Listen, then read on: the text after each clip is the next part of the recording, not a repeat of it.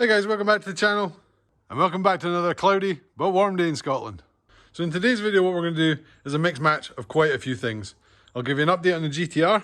We've also got a guy coming to give me the proper key for this car and code it to the car. And we're also going to start the next round of mods on my Mark III. So if you're new to the channel, click the subscribe button for me. It's just down there. And if you like the video, give it a thumbs up because it massively helps me out with the YouTube algorithm. So as you saw from the photo I posted on Instagram and on YouTube earlier on in the week, I had the GTR at the body shop, trying to get an idea on how much it would cost to get this section jigged back out from the way it was pushed in. And the great thing is the owner of the shop said I could record all the jig footage so you guys can actually see it in action, which I thought was pretty cool. So at some point in the very near future, this car is going to be leaving this garage and going to get a lot of that work repaired. So before we get this car out the garage and get the Mark III RS in, what I thought we would do is we'd start taking some of the vinyl off. Because you should have seen the number of looks I got driving this car to the body shop yesterday. It's absolutely hilarious. So with that, let's start at the front, work our way back, see how many panels we get through before I get bored and we move on to something else.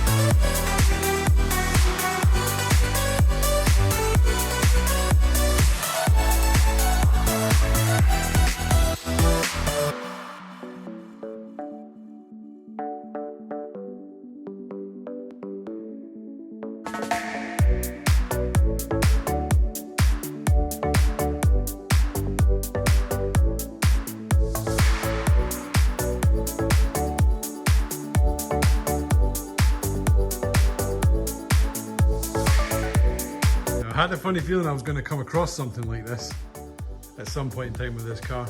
But I'm not going to lie, I kind of expected it to be a little bit later on than the second panel I got to. But it's no big deal because obviously we're going to need to respray all this eventually anyway. So what's another door to add to the list? So anyway, we'll get the rest of this door done. Now we'll move on to something else.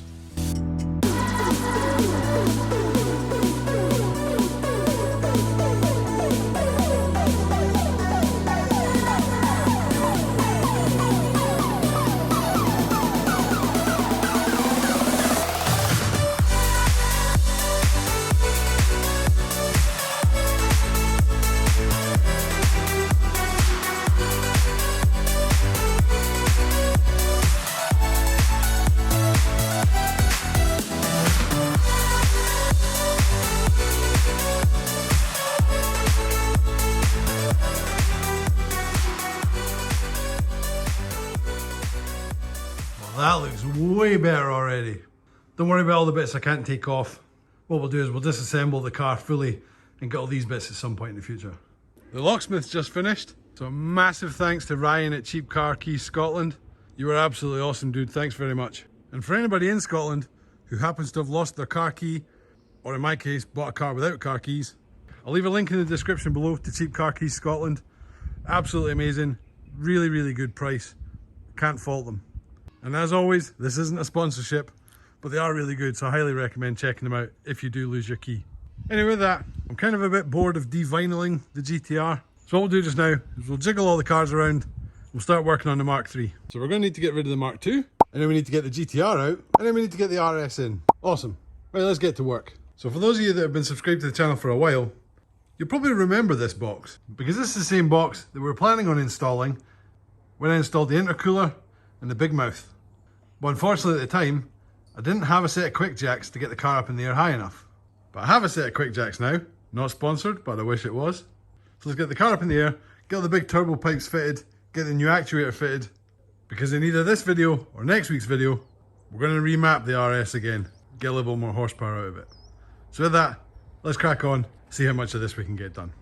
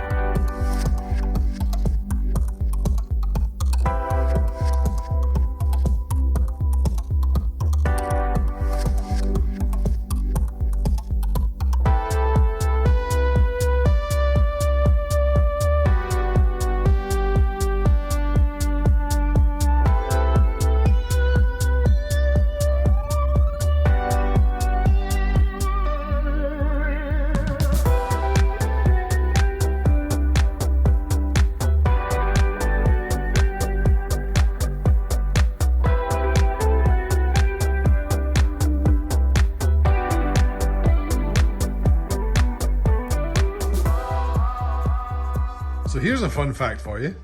It took me longer to remove that pipe than the entire rear bumper of the GTR last weekend. So anyway, with that, out with the old and in with the new, once I kind of figure out how it all goes back together.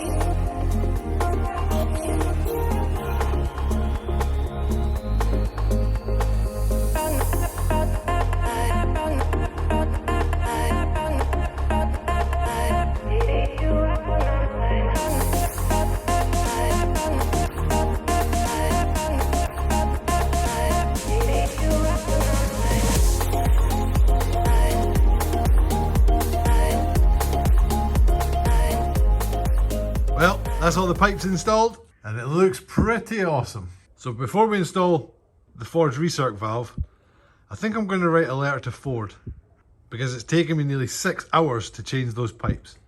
And all the letter's going to say is, "Dear Ford, no. Just no. Yours sincerely, Dacey's Garage." Right, so now that we've tidied up a little bit, it's time to fit the recirc valve.